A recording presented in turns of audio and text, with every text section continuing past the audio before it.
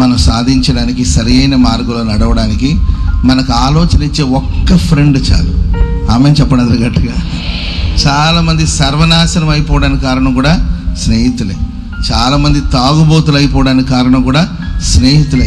ఏంగా తాగరా, రే ఏంగా తాగరా, నా కోసం తాగరా, నా కోసం తాగరా అని అలవాటు చేసేది వాళ్ళే. సస్తే పాతి పెట్టేది కూడా వాళ్ళే.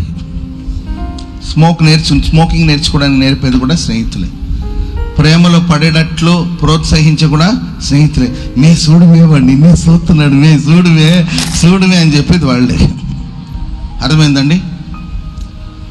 చెప్పమే, ఐ లవ్ యూ చెప్పమే అని చెప్పేది వాళ్ళే. లవ్ లెటర్ తీసుకొచ్చి మీడియేటర్ పనిచేసేది స్నేహితులే.